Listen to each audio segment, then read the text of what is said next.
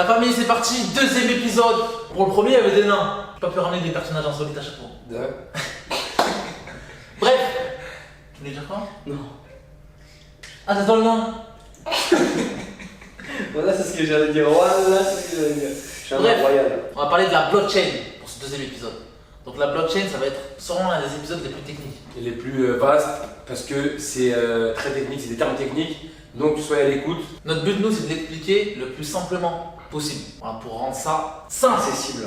accessible. À tout le monde. Donc on va pas trop rentrer dans les détails, on va expliquer juste les grandes lignes. N'oubliez pas que c'est une formation pour les débutants. Vulgairement, c'est une grosse base de données. La blockchain, c'est un peu une base de données où sont notées toutes les transactions, tout ce qui se passe, où, quand, à quelle heure. C'est ce que je veux dire? Jusque-là, tu as compris? Par exemple, moi je t'envoie 50 000 euros. Demain, à 15h12, ça sera noté. D'accord. T'inquiète pas. Et ton nom, il sera noté, ce sera pas ton nom, ce sera un code.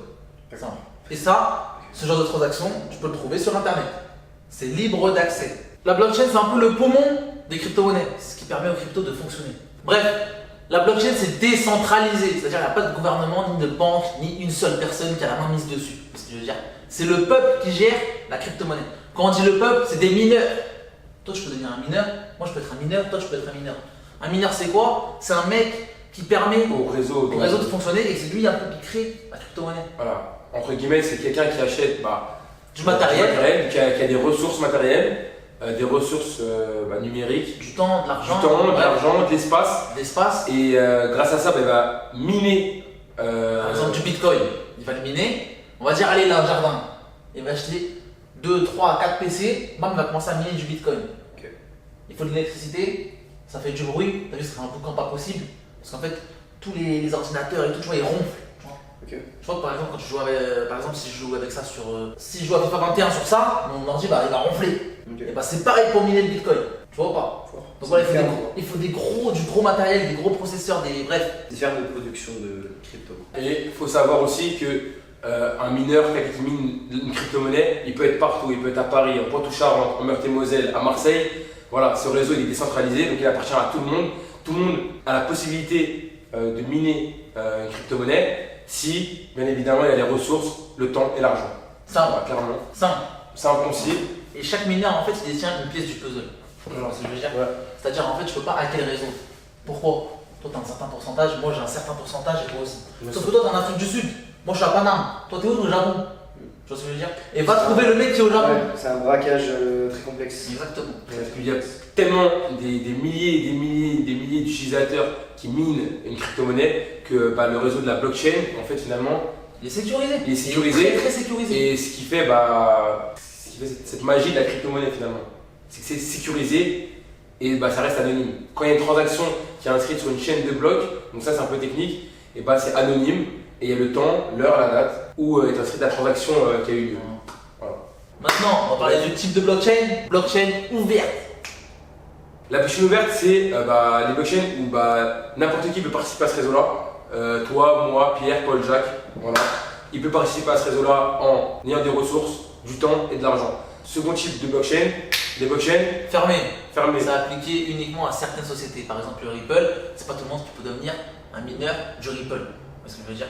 Donc voilà, il faut être dans la société, bref, tu peux pas trouver le code source n'importe où. Entre guillemets, l'entreprise, elle travaille qu'entre eux. Exactement. Ils n'ont pas besoin de tierces personnes pour participer à ce réseau. Blockchain, location. Il y a des blockchains qui mettent à louer. Leur service de minage. Exactement. Super. C'est un bon. Give me five. J'aime bien. J'aime bien. Bref. Leur matériel, quoi, tout ce qui est PC, software, tout Non, ça. non, Tu pars en couille. Il existe des blockchains qui louent leurs services, c'est-à-dire, imaginons, on va théoriser le truc. Demain, moi, je veux créer une crypto-monnaie. Voilà. Sauf que j'ai pas assez d'argent, Pas assez de fonds. pas assez de temps, j'ai pas les moyens nécessaires D'avoir pour avoir ma propre blockchain. blockchain. Parce que ça consomme beaucoup d'énergie, il faut avoir des mineurs, il faut attirer du monde. Moi, qu'est-ce que je fais pour que ce soit plus simple? Je loue une blockchain. D'accord. Par exemple, demain, je rentre dans la maison de Ethereum. On va essayer de théoriser ça. Je rentre dans la maison. Ethereum, c'est une crypto-monnaie, on est bien d'accord? Bien sûr. C'est la deuxième crypto-monnaie du monde, la deuxième plus grosse. Bref, je rentre dans la maison, j'ouvre la porte, tac, à droite, une crypto. À gauche, une autre crypto. Encore là-bas, il y a une autre petite crypto. Tu vois ce que je veux dire? Et bah, cette petite crypto, elle fonctionne grâce à la blockchain Ethereum. D'accord. Comme on t'a dit. Donc Donc si voilà. demain l'Ethereum se pète la gueule, ça pourrait foutre en l'air 15 000 cryptos qui sont. Exactement. D'accord. Ok. Et on connaît plein de projets, par exemple sur le réseau blockchain d'Ethereum, comme l'Ether, le Bitcoin. Bref, plein de crypto-monnaies. Je vous laisse aller voir. Il y a un site comme sur CoinMarketCap. CoinMarketCap. C'est quoi? C'est un peu le flash résultat de la crypto. Tu vois, quand tu regardes un match de foot, avant de regarder un match de foot, tu regardes la compo, à La quelle heure, compo, etc. les matchs passés, combien ils ont marqué de buts cette année, Historique, etc. bref, Bref. etc. Je vous pose une question, Léger. En gros, je te disais, si maintenant l'Ethereum, le cours il monte, est-ce que toutes les cryptos qui sont sur cette blockchain vont aussi monter ou rien à voir? C'est trop complexe pour Franchement, on peut le faire. montage. Bah, souvent, quand il y a des bull runs, Bull run. on voit souvent les crypto-monnaies qui marchent bien, qui fonctionnent bien, qui sont en pleine expansion, ils suivent souvent le cours du Bitcoin, par exemple. D'accord. Souvent, c'est ça. C'est corrélé. C'est corrélé en fait. Après, dans les 8200 crypto-monnaies, il y a des projets sérieux et des projets qui sont pas sérieux. Tu vois ce que je veux Il y dire? a des projets qui vont aux toilettes et des projets qui sont Exactement. au rooftop. Bref, tu vas voir. Voilà, en quelque sorte. Donc voilà, maintenant on va parler des projets natifs et non natifs. Donc, projet natif, Les projets natifs, c'est des projets qui appartiennent à un réseau qui ont une blockchain, qui ont eux-mêmes une blockchain. Bitcoin, Ethereum, Polkadot, Compound, etc. Et on a- Compound. C'est pas sur la blockchain Ethereum, ouais. Manger de pizza, c'est encore mieux. Eh, c'est technique, hein, la tête d'honneur, c'est grave technique, compliqué. C'est grave. Vous avez besoin de vous restaurer. Elle est bonne? Je sais pas. Ça va être. Pause. Oh, il y a un caillou dedans. Il existe deux types de projets. Il y a des projets natifs et non natifs. Alors les projets natifs, c'est quoi? C'est des crypto-monnaies qui ont une blockchain. Simple, le Bitcoin, l'Ethereum, etc. Donc l'Ethereum, ils ont une très grosse blockchain. En gros, les projets natifs, c'est tout simplement des cryptos qui ont les moyens d'avoir leur propre blockchain. Simple, Simple, parfait. On va personnifier la chose. simple. Aujourd'hui, vous avez des sous et vous voulez ouvrir un commerce, une vente de vêtements ou quoi. Les murs, les bâtiments, vous allez l'acheter vous. T'as capté? Il vous appartient. Vous avez mis 1 million d'euros dans les bâtiments.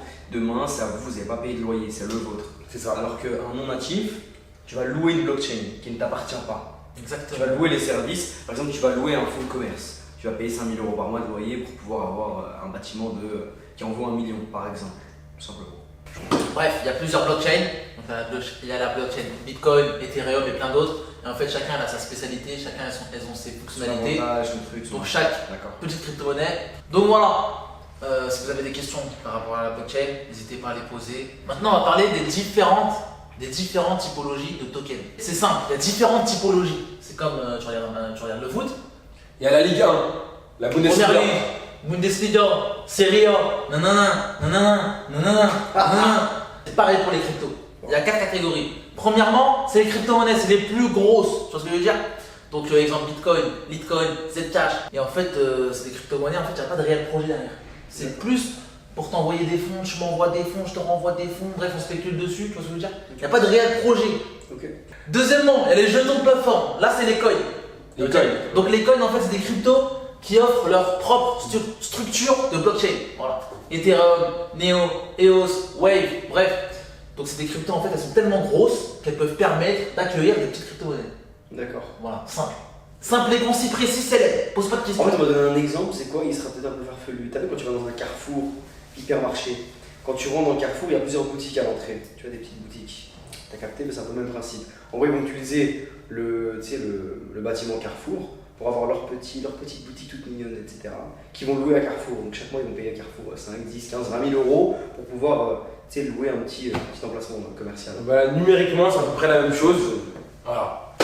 Le patron possède les murs, il possède tout, la blockchain c'est la sienne, et du coup il se permet d'accueillir des services à des mecs qui en ont besoin, qui n'ont pas les moyens malheureusement d'acheter une blockchain, tu vas avoir les moyens d'investir tout simplement. Je pense que là on est bien. Là, on est bien. Là, on est bien. Là, on peut basculer sur la troisième catégorie, les jetons utilitaires. Utility token.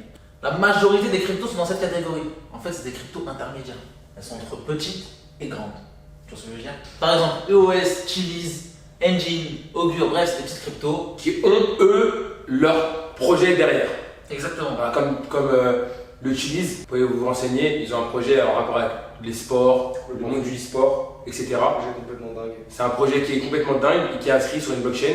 Et voilà, donc c'est un jeton utilitaire qui a une utilité. Donc ces crypto-monnaies a une utilité derrière, il y a un projet bien précis. Voilà. Quatrième catégorie, c'est les jetons titres. Donc en fait, c'est plein de petits projets. Par exemple, comme Luxo, qui propose quoi par exemple demain? Eux, ils vont faire un partenariat avec Louis Vuitton. D'accord. T'achètes un t-shirt, Ouais. 500 euros. Comment tu veux prouver que c'est un vrai? Son authenticité.